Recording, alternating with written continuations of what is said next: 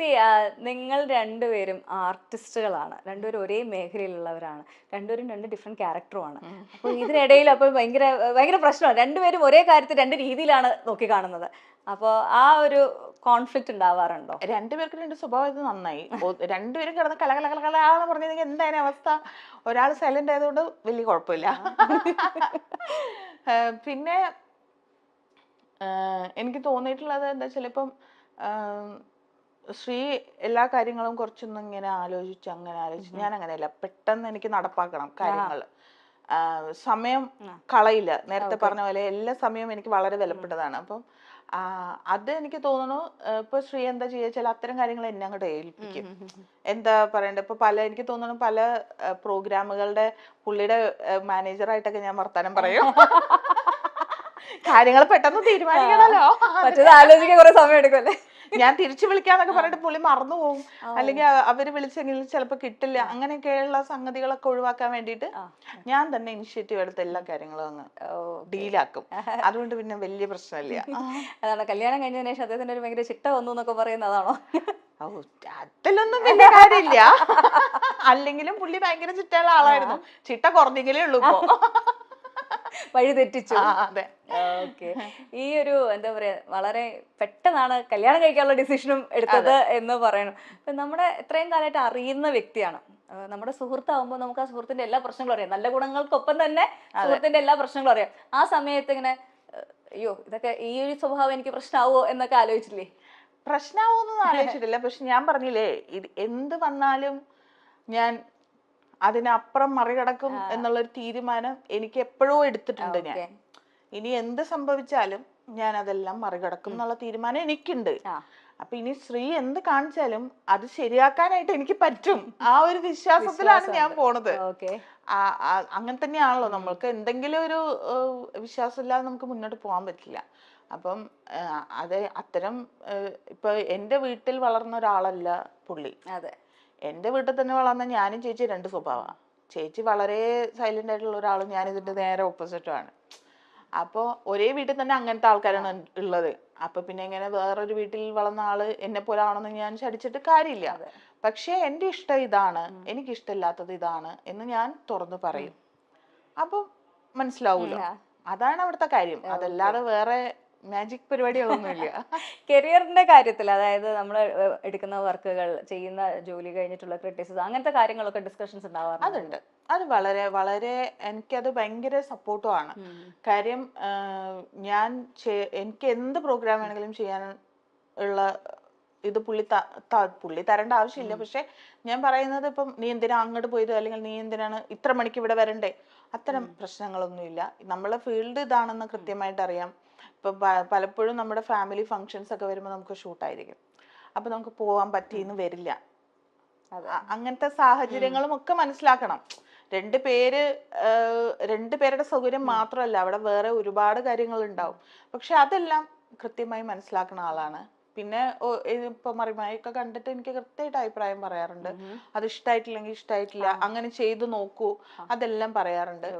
പിന്നെ ഒന്നിനും എന്നോട് വേണ്ടാന്ന് പറഞ്ഞിട്ടില്ല. അപ്പം ഇപ്പൊ എനിക്കൊരു ഓൺലൈൻ സ്റ്റോർ ഉണ്ട്.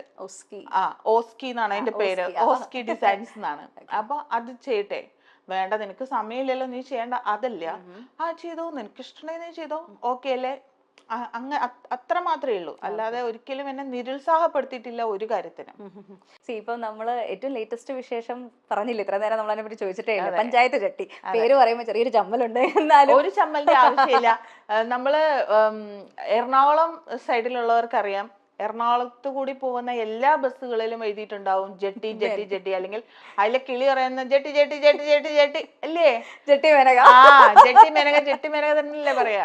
അതന്നെയാണത് പഞ്ചായത്ത് ജെട്ടി. അതായത് ഒരു 4 സൈഡും വെള്ളം, അങ്ങനത്തെ ഉള്ളൊരു ഗ്രാമം. അവിടുത്തെ കഥ, അവിടുത്തെ കുറച്ച് ആൾക്കാര്, അതാണ് പഞ്ചായത്ത് ജെട്ടി.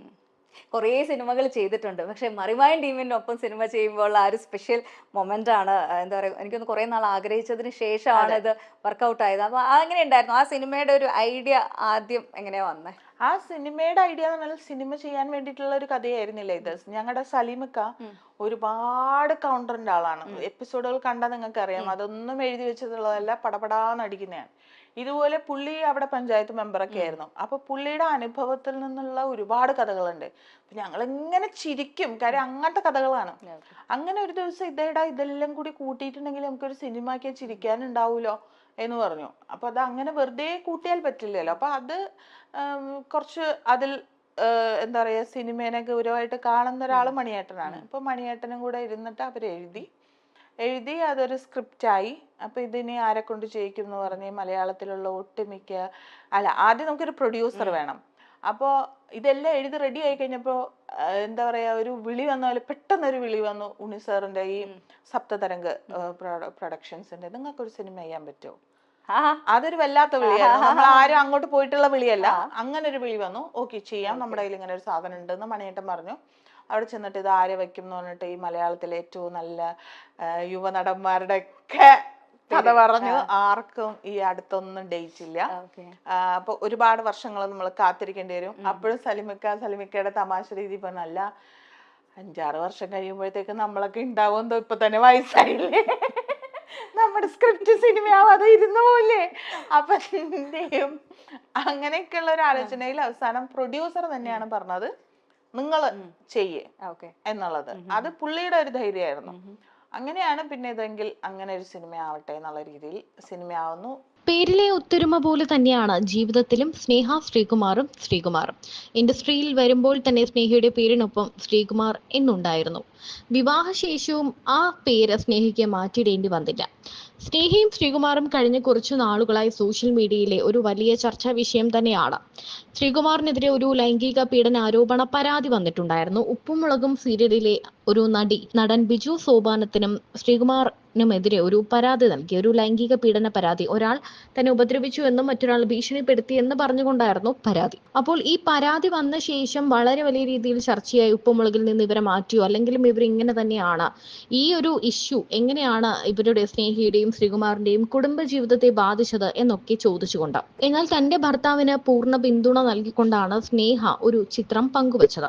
ദൈവം ചേർത്ത് വെച്ച പോലെ ഒരു ബന്ധമാണ് ഇരുവരുടെയും എന്നാണ് ആരാധകർ പറയാറ്. ഒരു പ്രണയമായിരുന്നു ഇവർക്കിടയിൽ എന്ന് ചോദിച്ചാൽ പ്രണയം എന്നതിലുപരി പരസ്പരം അത്രയും അടുത്തറിയുന്ന നല്ല സുഹൃത്തുക്കൾ. അങ്ങനെയുള്ള കൂട്ടുകാർ ജീവിതത്തിൽ ഒരുമിച്ചപ്പോഴും ആ സ്നേഹവും ഊഷ്മളതയും ബന്ധത്തിലും നിറഞ്ഞു നിന്നു.